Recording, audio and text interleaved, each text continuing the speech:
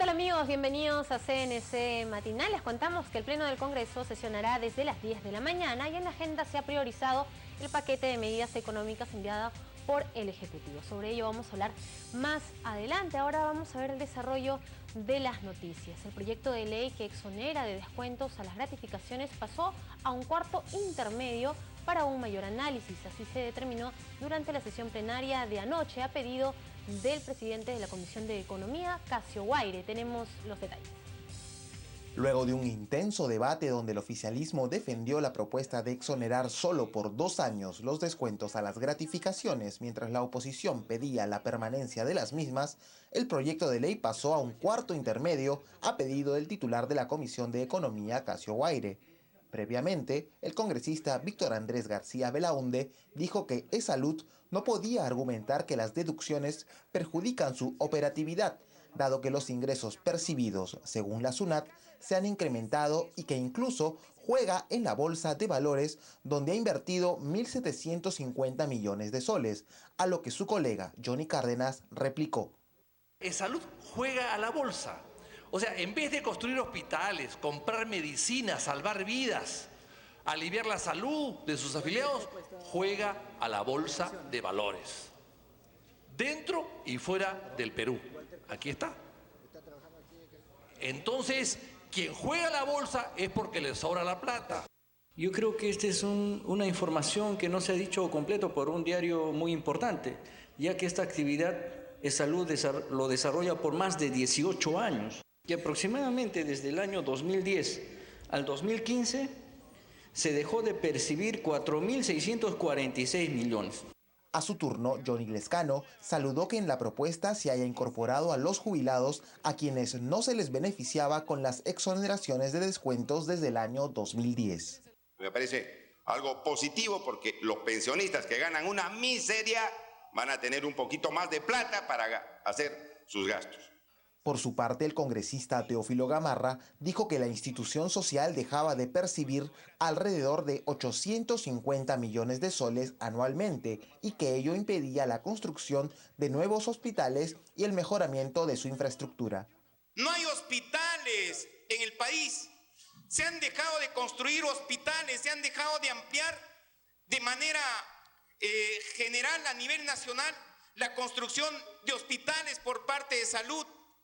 Las camas con las que en estos momentos presta los servicios de salud son las mismas, señor presidente.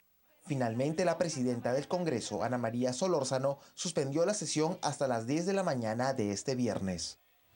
Congresistas de diversas bancadas rechazaron la resolución de la Corte Interamericana de Derechos Humanos que recomienda medidas cautelares de protección en favor del expresidente regional de Cajamarca, Gregorio Santos, actualmente recluido en el penal de Piedras Gordas en Ancón.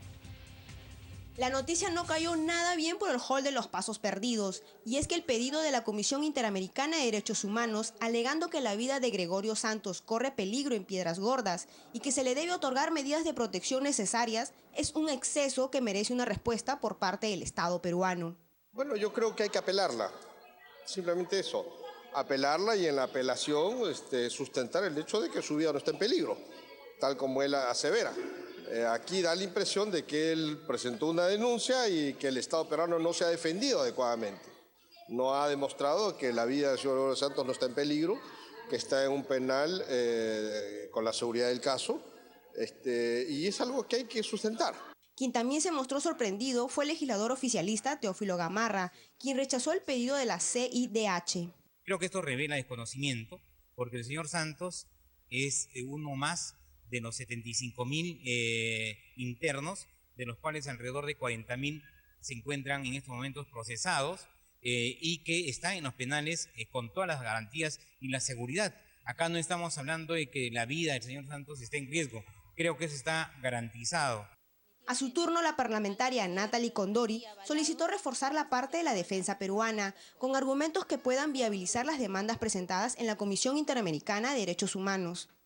Hay que diferenciar bien las cosas. Cuando hay hechos de corrupción, por los cuales una de las causales que está siendo sometido Gregorio Santos, definitivamente no podemos estar y ponernos a la par con la corrupción. Aquí tenemos que ser frontales en eso y hay que saber diferenciar de una persecución política de una denuncia grave de corrupción. Eso es lo que hay que saber diferenciar.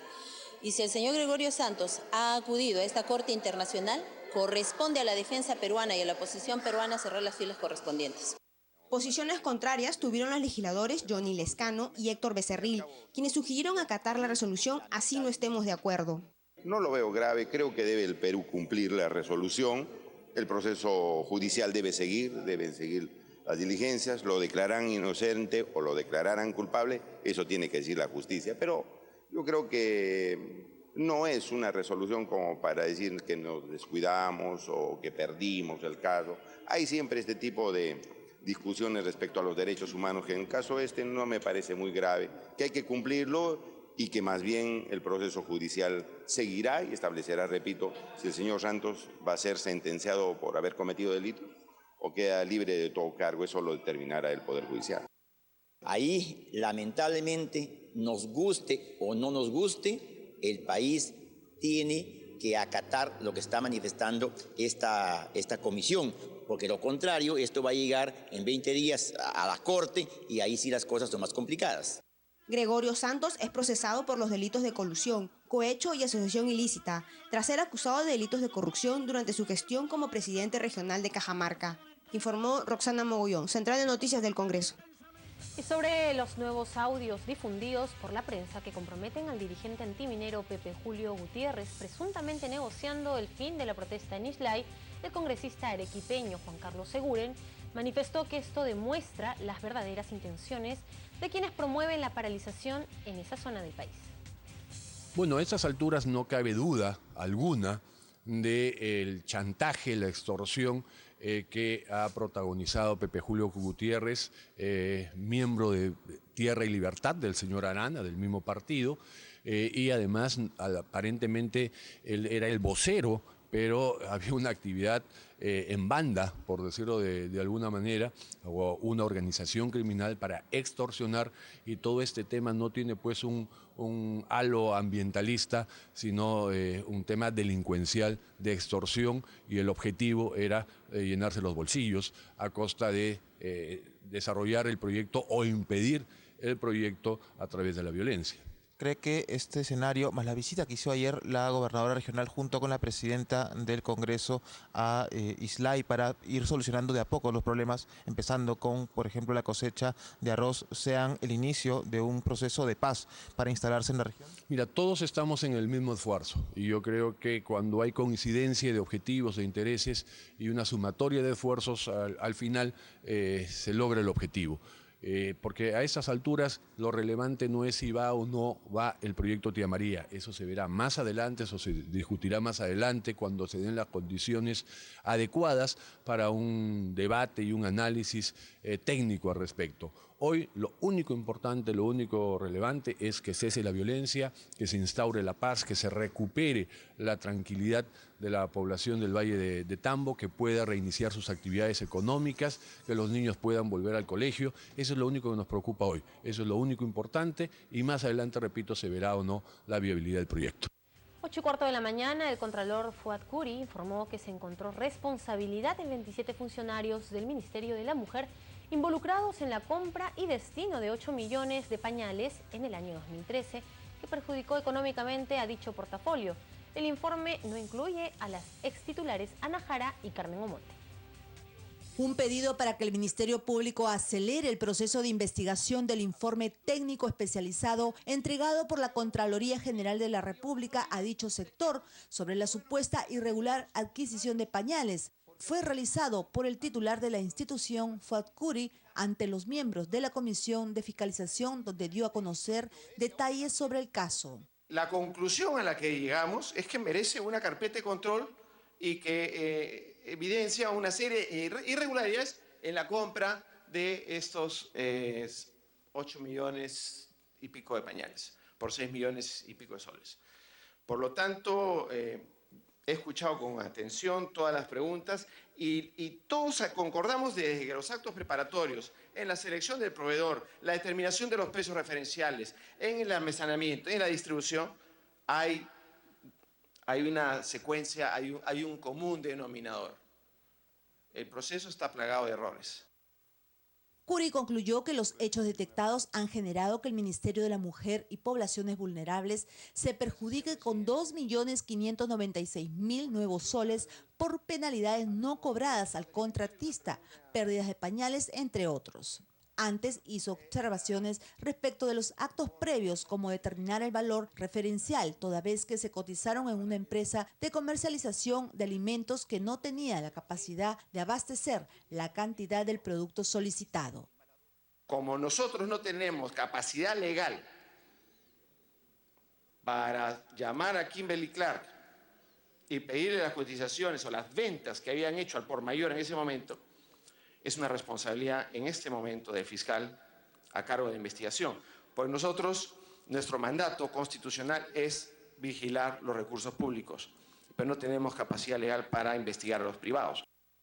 También dijo que hubo observaciones en el otorgamiento de la Buena Pro y bases del proceso de selección, así como de ejecución contractual al no cumplir con la entrega de pañales en los plazos determinados. Además, alertó de las malas condiciones de almacenamiento, antihigiénicas y por humedad.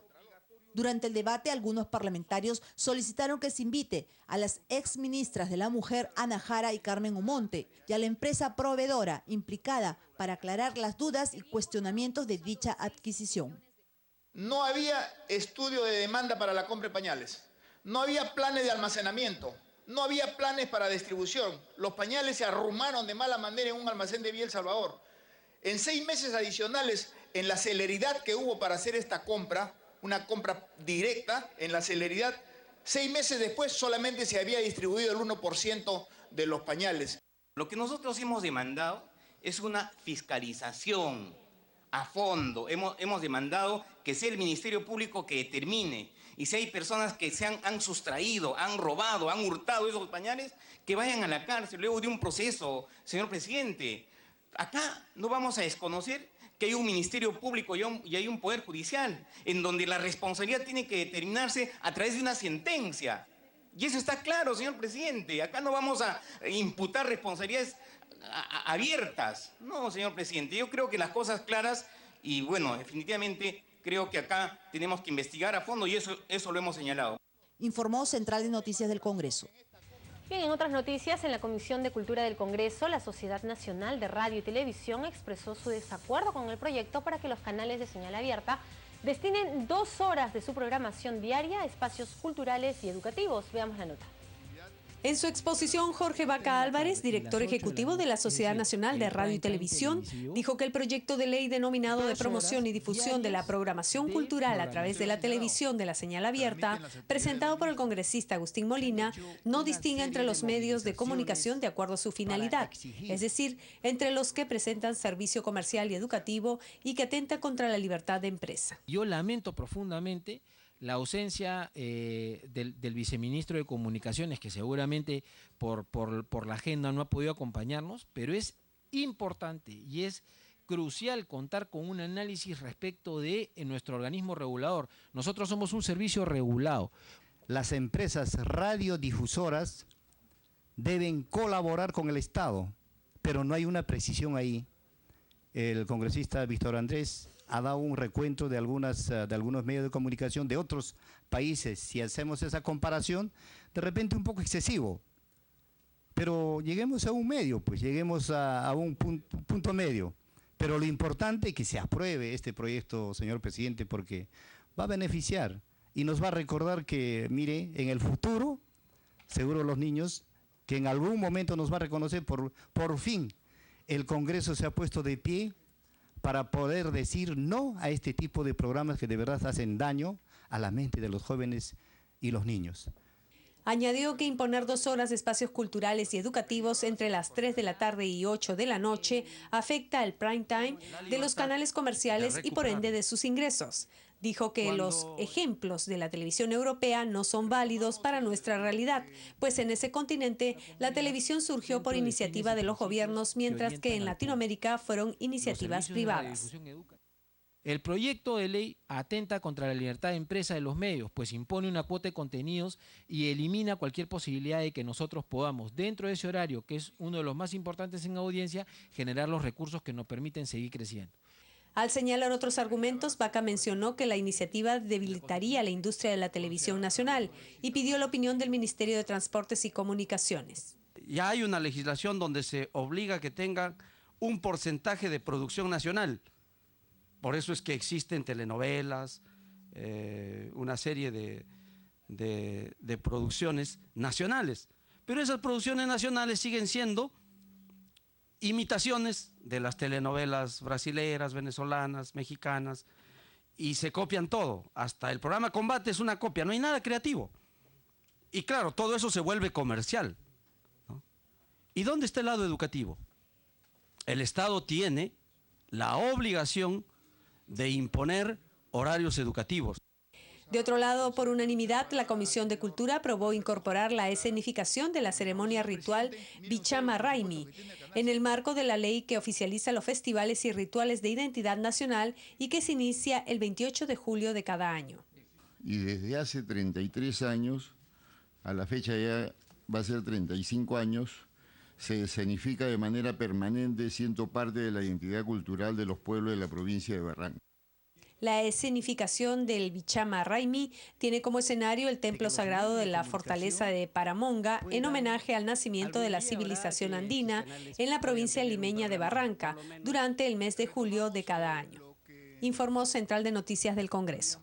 Bien, y desde hoy los jubilados de las AFPs con renta temporal y vitalicia diferida ampliada podrán retirar el 50% de su fondo previsional en 5 años, según anunció la Superintendencia de Banca y Seguros en la Comisión de Trabajo del Congreso. Fue en la Comisión de Trabajo donde se hizo el anuncio de que los afiliados podrán retirar de manera acelerada sus aportes de 5 años y ya no en 2, lo que permitirá recuperar la mitad de su fondo.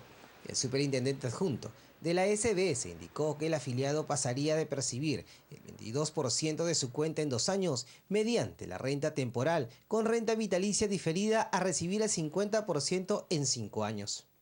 El objetivo de ampliar de 2 a 5 años es permitir al afiliado o al jubilado en ese momento que disponga de una mayor cantidad de recursos de la SIC en los primeros 5 años de etapa de jubilación. Esto es, si cuando uno tomaba una renta temporal de 1 año con vitalicia diferida, un afiliado recibía aproximadamente el 22% de su saldo durante la renta temporal en los 2 primeros años. Pero ahora, cuando un afiliado toma la opción de 5 años, el afiliado podría recibir en los primeros 5 años hasta el 50% o el equivalente de su saldo de la SIC. Durante su intervención, el legislador Johnny Lescano preguntó qué acciones ha tomado su oficina para devolver los aportes de aquellas personas que se encuentran sin trabajo y ya no siguen aportando a su AFP. Pero hay gente de 40, 50 años que tienen más que 25.000, señor presidente. Tiene 40, 50.000 soles, se está muriendo de hambre, está en vida activa y no le devuelven su dinero. A ver, que me explique qué lógica hay en eso. No, pues, el sistema como está diseñado y los intereses económicos de estas empresas no dejan hacer buenas reformas para que se haga justicia a la gente. Por su parte, el congresista Carlos Subino dejó en claro que el gobierno no tiene por qué subvencionar las aportaciones de quienes en su momento no lo hicieron y que es responsabilidad de cada trabajador pensar en su futuro. Es que todos quisiéramos vivir en el estado de bienestar. Es decir, de que no sea los aportes lo que al final terminan generando la pensión, sino que tuviéramos ese estado buena gente que nos dé, que aporte y que al final sea el que nos genere el bienestar que todos queremos. El superintendente adjunto de la AFP de la SBS, Michel Canta, sostuvo que con esta medida se satisface el pedido de los jubilados de disponer de una mayor cantidad de sus fondos, informó Carlos Castro, Central de Noticias del Congreso. Bien, y a esta hora de la mañana hacemos la primera pausa en CNC Matinal. No se muevan, regresamos con más información sobre el acontecer parlamentario.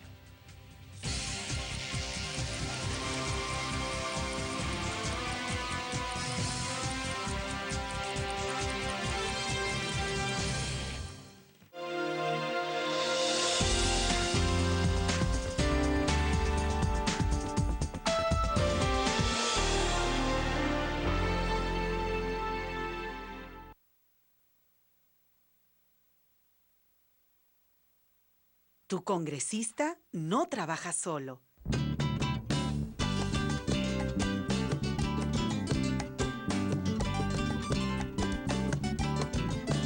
Para un mejor trabajo, tu congresista cuenta contigo.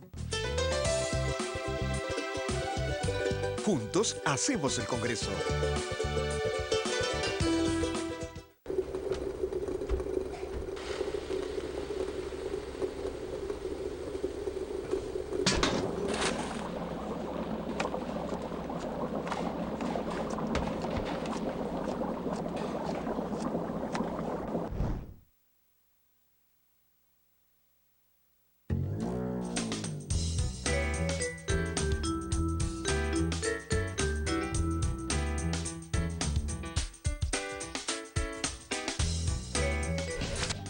Comisiones. Las comisiones son grupos de trabajo especializados y de ellas depende en su mayoría que las leyes y resoluciones legislativas que sanciona el Congreso de la República guarden coherencia no solo con la Constitución, sino con las leyes en vigor y sean aplicables en beneficio del país. Las comisiones tienen la misión de absolver consultas, opinar, sugerir la aprobación, modificación, rechazo, archivamiento de las proposiciones que se les somete.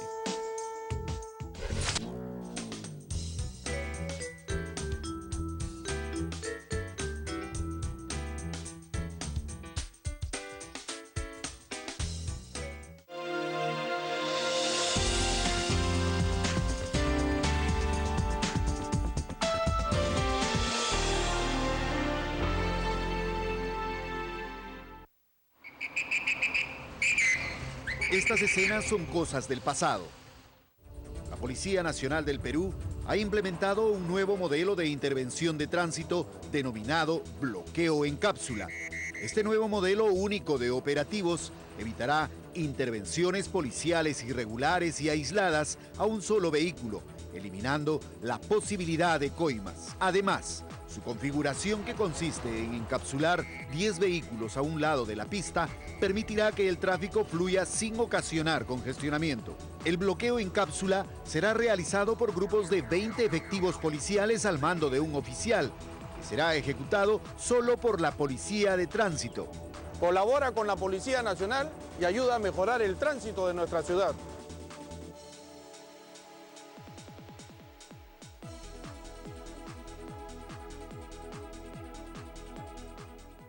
Todos tenemos una historia, como Alex, trabaja de día y estudia de noche. O María, que está feliz, está embarazada. Pero Luis va rápido, no quiere llegar tarde. Y Jorge vuela, quiere más pasajeros. Ninguno respeta la luz roja. Si no cambian de actitud, pronto pondrán fin a estas historias. No seas imprudente. Respeta los límites de velocidad. Cambiemos de actitud. Ministerio de Transportes y Comunicaciones. Perú, progreso para todos.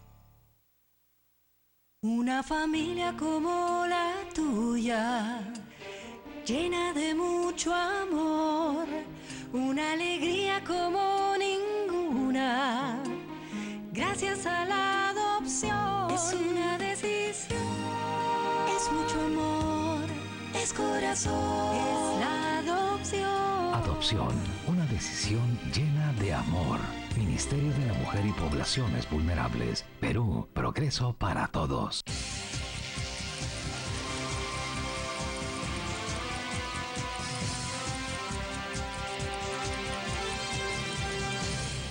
Ocho y 30 de la mañana iniciamos la segunda media hora informativa en CNC Matinal y les contamos que la Comisión de Economía se inició el debate sobre el proyecto de ley que reduce la actual tasa de mortalidad para fijar las pensiones de los jubilados en el sistema privado de pensiones.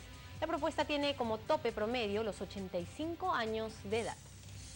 Fue luego de la sustentación del proyecto a cargo del congresista Juan Pari, autor de la iniciativa, quien destacó que los cálculos de mortalidad en el sistema privado de pensiones del Perú deben considerar las cifras reales del país y no del extranjero, pues consideró poco probable que un afiliado viva hasta los 110 años.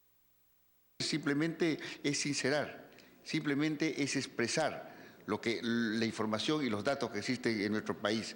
De acuerdo a la información del INEI, la esperanza de vida es de 81 años en hombres y de 84 en mujeres. Ya pues, si eso, inclusive muchos dicen que son inferiores, pero bueno, tomemos los datos oficiales y no datos que simplemente se interponen y no conllevan a sincerar lo que es en nuestra patria. El legislador también se preguntó cuál es el destino de los aportes de las personas que fallecen antes de cumplir los 110 años. Son las personas que fallecen, obviamente, mucho más antes y con quién se queda esa plata. O sea, ahí hay un tema. Si es renta vitalicia, el derecho ahí simplemente queda. Entonces, ¿quién es el que se apodera ese dinero? Eso es un tema ya de apropiación, inclusive apropiación legal de un dinero que no le pertenece. Su colega Víctor Andrés García Belaúnde, autor de una iniciativa referida al mismo tema, destacó que el cálculo de la tasa de mortalidad en el Perú debe ser exclusivo del Instituto Nacional de Estadística e Informática. Lo que yo planteo, presidente, es que la tasa de mortalidad se pueda fijar de acuerdo a las tasas de mortalidad preparadas por el Instituto Nacional de Estadísticas e Información. Pero también consideró que es importante incluir no solo la tasa de mortalidad, sino las regiones de procedencia de los aportantes. No se ha establecido el promedio de vida en el Perú por departamentos ni por regiones. No existe. O sea, los datos que traen acá, aparte de ser importados, no hay una equivalencia. No es lo mismo una persona que vive en Miraflores que una persona que vive en Yauyos. El promedio de vida en Miraflores es diferente al promedio de vida en Madián, que es un distrito olvidado de Yauyos, por ejemplo. En otros temas, el titular de la Comisión de Economía, Casio Guaire, aseguró que para contar con el respaldo de todas las bancadas, el proyecto de ley del Ejecutivo para solicitar la delegación de facultades en materia económica debe ser específico y muy concreto, informó Perla Villanueva, Central de Noticias del Congreso. En la Comisión de Defensa se expusieron las acciones de seguridad ciudadana del último semestre. A la sesión asistieron los máximos representantes del Poder Judicial, la Fiscalía de la Nación, el Ministerio del Interior y la Municipalidad de Lima. Veamos. El ministro del Interior, José Pérez Guadalupe, se refirió al avance de la incorporación de tecnología de punta en la Policía Nacional, como es la interconexión entre comisarías y otras unidades, el incremento de vehículos motorizados y el mejoramiento de hospitales de la Policía Nacional y la realización de operativos policiales en gran número. Solo este año 457 millones, que es más de lo que se ha gastado en los últimos 4 años, solamente para equipos. Y el próximo año se ha previsto 221 millones más. En resumen, algunas partes nada más de las compras son más de 2.000 patrulleros inteligentes, 13 camiones antidisturbios, los famosos pinochitos o lo que eran los rochabuses, que no existen en la policía. Por fin vamos a comprar 60 ómnibus y minibuses. El alcalde de Lima, Luis Castañeda Locio, mencionó el trabajo con los demás municipios de Lima para obtener un serenazgo sin fronteras y al mismo tiempo creando sinergia con la Policía Nacional con el fin de lograr capturar y desbaratar bandas organizadas. Uno, que es la línea de trabajo concertado con todos los municipios de Lima, es decir, con todos los serenazgos, con la aspiración de convertir en un serenazgo único. Al respecto, se han realizado todas las reuniones pertinentes, todas las reuniones, primero que la ley lo exige, con un análisis y una evaluación de las mismas, con las juramentaciones respectivas de los distintos organismos. Asimismo, el jefe del Instituto Nacional Penitenciario, Julio Magán Ceballos, manifestó su preocupación sobre el incremento poblacional en los penales, que llega al 126%, lo que obliga al mejoramiento de los mismos, con el fin de evitar el hacinamiento existente y crear áreas de aprendizaje para los internos. Que este fin de mes, en el penal de Cañete, se va a poner en funcionamiento el primer penal ya con el sistema de bloqueadores, y seguirá un cronograma que seguirán establecimientos penitenciarios de Guaral e Ica, que van a contar con esta tecnología y va a seguir de acuerdo al cronograma los otros establecimientos penitenciarios. El fiscal de la Nación y el Poder Judicial destacaron sus esfuerzos en la creación de centros juveniles para adolescentes, con estudio en institutos superiores y la implementación del nuevo Código Procesal Penal. Entre tanto, la Fiscalía viene identificando grupos relacionados al terrorismo y narcotráfico. Es política del Poder Judicial y de la Gerencia de Centros Juveniles que estos menores, una vez que están resocializados, sean reinsertados en la sociedad y, por tanto, sin salir de su régimen todavía de establecimiento cerrado, puedan desempeñarse en diversas actividades en la calle, o sea, fuera de los centros juveniles.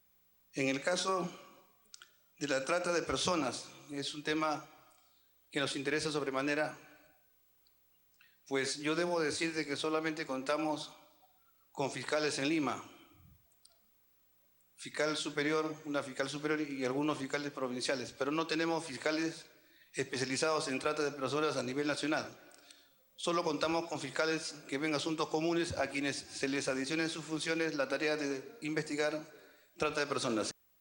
La Defensoría del Pueblo y el Instituto Nacional de Estadística mencionaron cifras importantes de robos y asaltos. Por ejemplo, 16 de cada 100 peruanos sufren robos de celulares y carteras. Y lo más preocupante, solo el 16% denuncia el hecho por falta de tiempo o desconfianza de sus autoridades.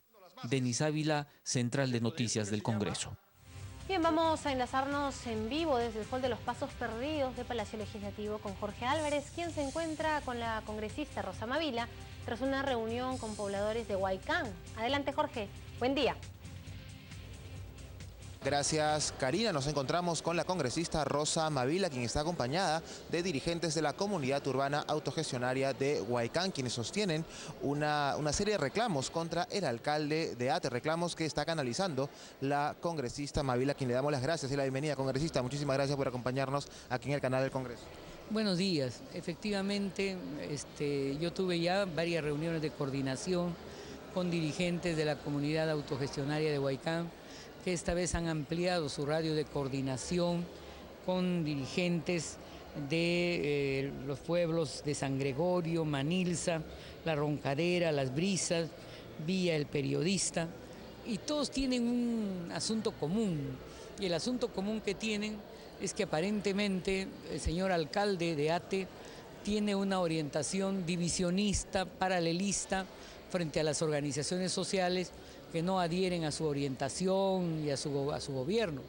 Una mala práctica desde nuestro punto de vista, que no entiende que hay democracia pues, en las estructuras vecinales y populares, y donde autoridades legítimamente elegidas por el criterio de un voto, un ciudadano, tienen que ser respetadas, y donde la alcaldía no puede promover que se constituyan otros liderazgos y el divisionismo en la organización popular.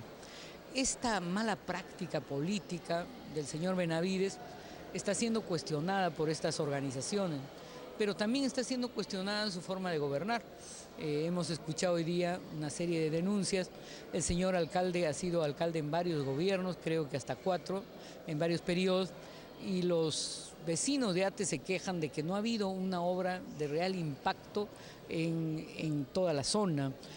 Hay puentes peatonales que no concluyen, la carretera Ramiro Prialet tampoco, en fin, hay una serie de requerimientos de carácter de políticas de obra globales como parques, caminos y sobre todo asuntos vinculados a la seguridad en cerros donde hay una serie de temas de criminalidad y de delincuencia de alta lesividad. Justamente. En el caso también del hospital de Huaycán hay un serio problema porque la directora del hospital es a su vez regidora de la municipalidad de Ate, lo que evidentemente es una contradicción.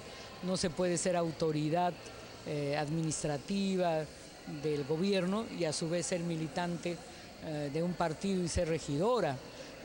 Creo que obviamente esto es contradictorio, es contraproducente, y además han habido una serie de denuncias a la gestión de la referida directora que oportunamente pusimos en conocimiento del ministro de Salud.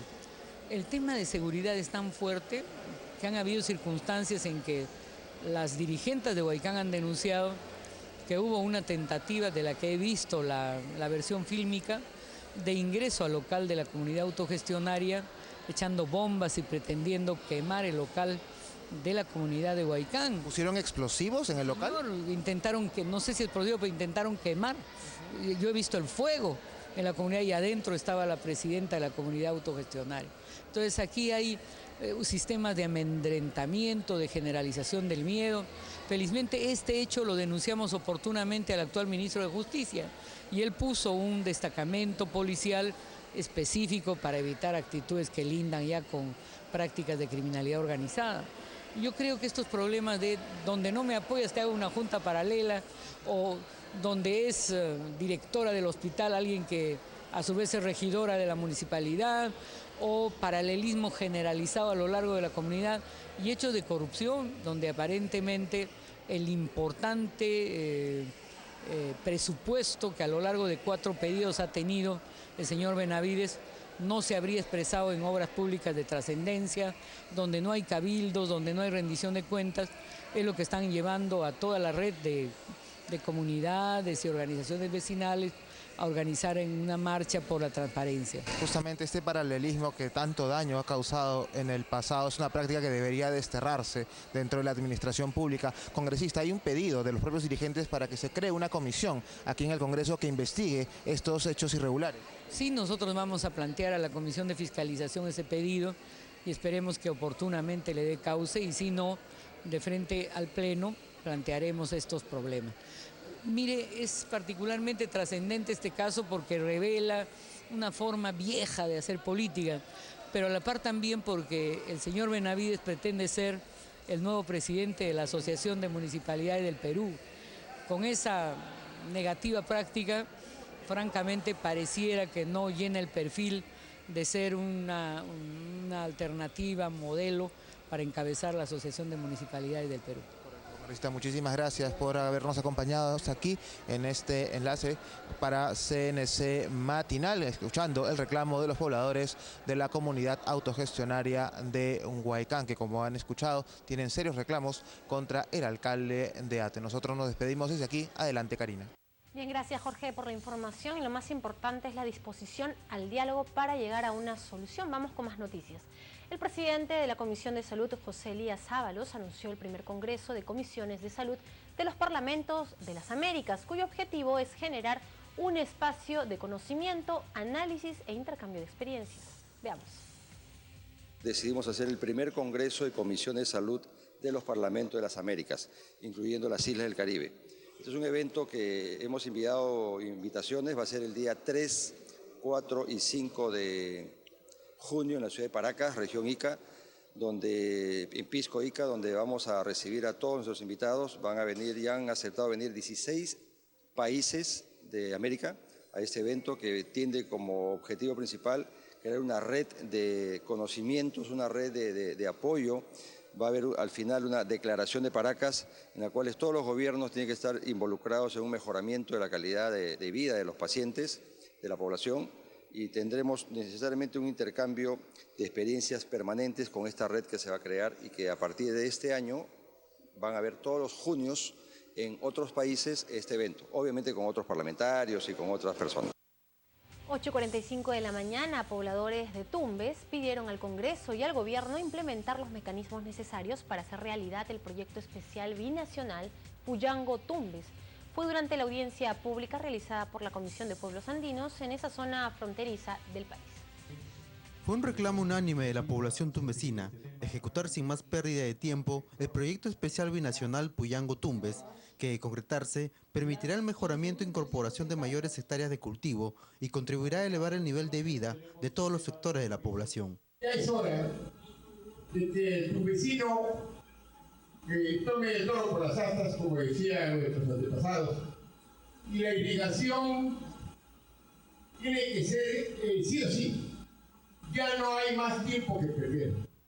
Tenemos que suscribir un documento dirigido al presidente de la República, al ministro de Agricultura, al canciller, al Parlamento Nacional, pidiendo que en la brevedad posible se lleve a cabo este gran proyecto. No se ha mencionado aquí el daño que viene ocasionando el río cada vez que crece de la manera que ha pasado últimamente a tantos centenares de agricultores dejándonos en la mera calle. No estamos en contra de la ley. Queremos que se ejecute y se apruebe esta ley y que se hagan nuestras dos irrigaciones. Que empecemos por la del proyecto binacional Puyango-Tumbes y luego a la margen derecha, que realmente es la que nos interesa para salir del desarrollo a todos los tumbesinos.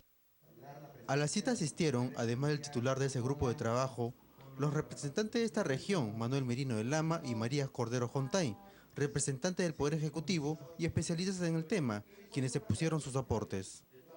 Los parlamentarios informaron que existen dos proyectos de ley, uno propuesto por el Ejecutivo y otro por Merino de Lama, orientados a la reducción del área correspondiente al Parque Nacional de Mauptape para hacer viable la construcción de infraestructuras de irrigación como parte del proyecto especial binacional. Quiero de verdad resaltar la presencia de ustedes, eso es básico para nosotros tomar nota, algunas de las inquietudes, ¿no? Y igualmente para poder compartir también la preocupación de la población, toda vez que un dictamen no solamente debe ser recogido de los técnicos, sino también de la población, cuál es la expectativa, cuál es la percepción, ¿no? Y si estamos trabajando algo que a ustedes les parece o algo que no les parece, ¿no? Entonces aquí el espíritu de alguna manera es hacer un trabajo en conjunto. A mi punto de vista incluso debe ir más allá de un compromiso nacional. Debemos pensar en cuál es el desarrollo, qué es lo que nos va a traer un proyecto, un cambio para la población, pensando en nuestra generación, pensando en el futuro. Espero que lleguemos a esos consensos y que el único ganador sea el pueblo de Tumbes, alberguemos oportunidades de desarrollo de nuestra presión de frontera agrícola y oportunidad de trabajo para nuestro pueblo de Tumbes. Y yo estoy seguro que el presidente va a llevar una decisión positiva para que le traslade a los demás parlamentarios de los demás bancadas políticos y podamos dictaminar. Estoy de acuerdo de que se haga el proyecto binacional Puyango-Tumbes por fin de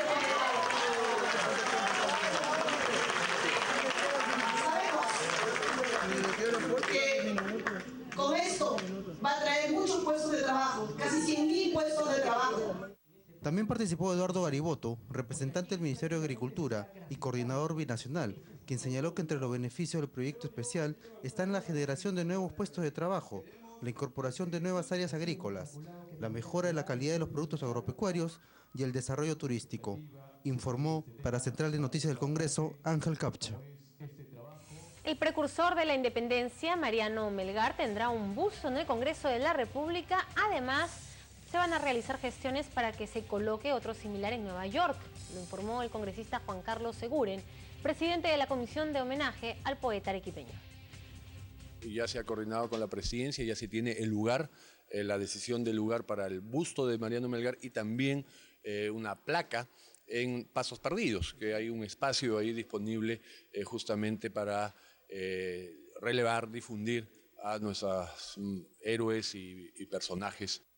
En la sesión de la Comisión Especial de Homenaje por el Bicentenario de la muerte de Mariano Melgar, participaron los congresistas Claudia Coari, Jaime Delgado y Gustavo Rondón. Este último se manifestó sobre el pedido de expropiación de la propiedad donde nació el poeta de los Yaravíes. La agendarización de la ley de necesidad pública de expropiación de la casa de Mariano Melgar. O sea, creo que sería interesante que eso pudiera correr toda vez que estamos en fin de legislatura. A su turno, el parlamentario Jaime Delgado informó que gracias a las gestiones del músico Dante Valdés se podría colocar un busto de Mariano Melgar en la ciudad de Perú, ubicada en Nueva York, en los Estados Unidos. La ciudad de Perú, en Nueva York, ha tomado el acuerdo de poner un monumento a Mariano Melgar en Nueva York. Este sería el único peruano que tenga un monumento en Nueva York.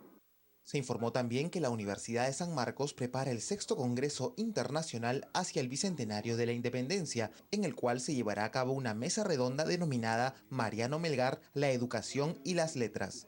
Además, la comisión viene coordinando los detalles para la puesta en escena de la ópera Mariano Melgar, que se presentará en el Gran Teatro Nacional en el mes de noviembre.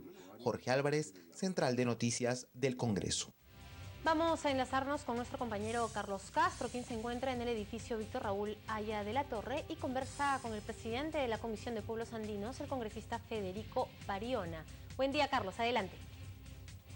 Karina, ¿qué tal? ¿Cómo están, amigos de Central de Noticias Matinal del Congreso? En esta oportunidad acompañados del congresista y presidente de la Comisión de Pueblos Andinos, el congresista Federico Pariona, para que nos dé mayores luces sobre ese proyecto de ley congresista aprobado este último pleno en cuanto a lo que es la promoción de inversiones en zonas de mayor exclusión social. Sí, mira, en primer lugar queremos dejar en claro de que aquí se habla como que sería un cuarto paquete ambiental, cuando se dice con mucha facilidad y como que significaría algún daño si habría una pretensión hacia los pueblos más excluidos, ¿no? O estaríamos hablando de selva o las comunidades campesinas. En cierta manera, este dictamen, es cierto, cuando llegó al Congreso, como toda iniciativa viene con muchas observaciones. Se ha trabajado muy cuidadosamente, en primer lugar, para dejar claro, en cuanto al tema de si podría más adelante perjudicar las tierras, las comunidades nativas y campesinas. Yo quiero descartar de que podría vulnerarse los derechos de las comunidades campesinas y nativas. Se ha hecho una excepción, en primer lugar, en los títulos 4 y 5, donde habla de servidumbres y donde habla de expropiaciones. O sea, en concreto, no van a ser perjudicados ningún pueblo indígena ni campesina en el Perú. Lo único que con esta norma se promueve es la inversión. Pretende destrabar todas las trabas burocráticas que existen. Esas trabas que por años, incluso muchos inversionistas postergaban las actividades. ¿Cómo se realizará el control de ello? Por eso, lo que estamos haciendo con esta norma es encargar a SENACE fortalecer esa institución para que se haga a cargo de todo el procedimiento en cuanto a lo que se va a desarrollar dentro del estudio de impacto ambiental, igual para todos los que son los certificados de los títulos habilitantes, y en el menor tiempo, un plazo de 150 días, cuando hasta ahora los plazos para ser otorgados o para ser evaluados un estudio de impacto ambiental duraban 300 días, o sea, 1 año, 2 años, 3 años, y paralizado las actividades. Tenemos este año un receso de la economía, y eso es bien delicado.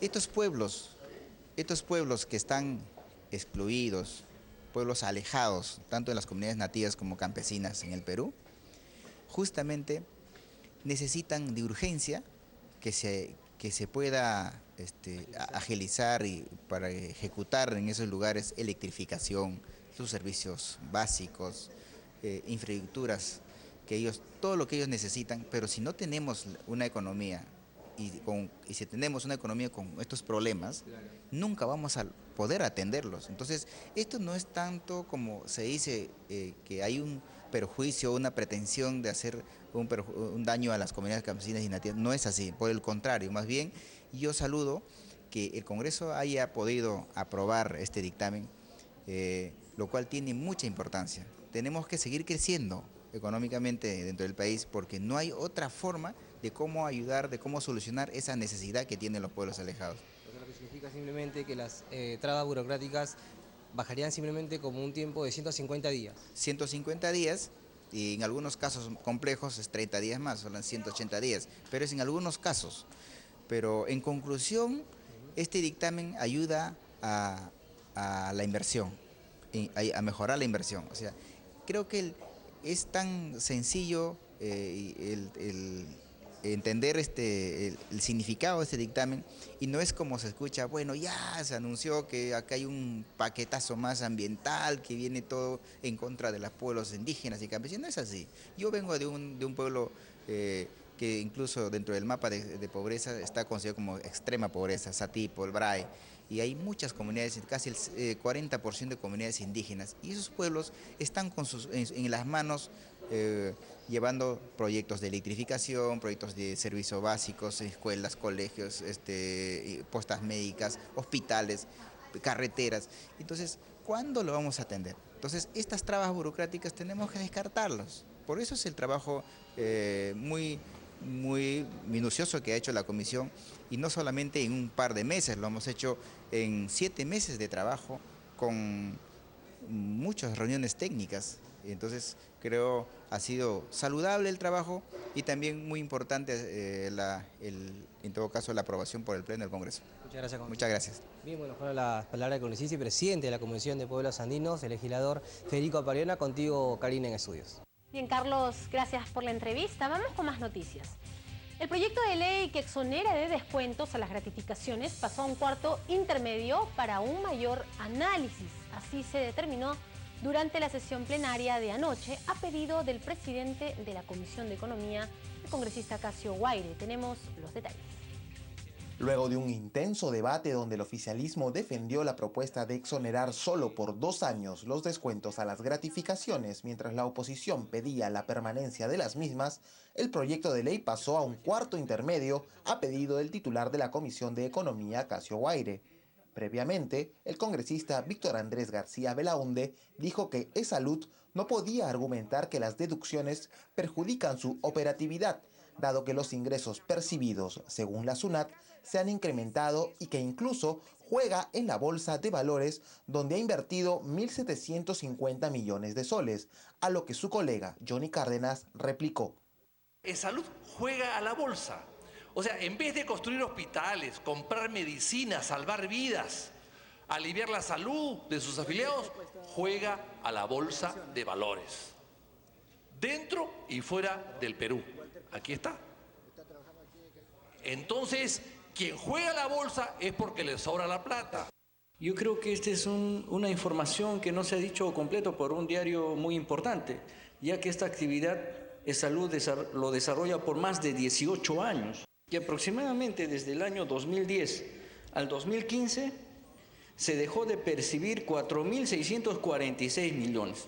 A su turno, Johnny Lescano saludó que en la propuesta se haya incorporado a los jubilados a quienes no se les beneficiaba con las exoneraciones de descuentos desde el año 2010. Me parece algo positivo porque los pensionistas que ganan una miseria van a tener un poquito más de plata para hacer sus gastos. Por su parte, el congresista Teófilo Gamarra dijo que la institución social dejaba de percibir alrededor de 850 millones de soles anualmente y que ello impedía la construcción de nuevos hospitales y el mejoramiento de su infraestructura. No hay hospitales en el país. Se han dejado de construir hospitales, se han dejado de ampliar de manera general a nivel nacional la construcción de hospitales por parte de salud. Las camas con las que en estos momentos presta los servicios de salud son las mismas, señor presidente. Finalmente, la presidenta del Congreso, Ana María Solórzano, suspendió la sesión hasta las 10 de la mañana de este viernes. Gracias por acompañarnos. Recuerden que alrededor de las 10 de la mañana sesionará el Pleno y en agenda se está priorizando el paquete de medidas económicas enviado por el Ejecutivo. Nosotros los dejamos y los invitamos a continuar con nuestra programación.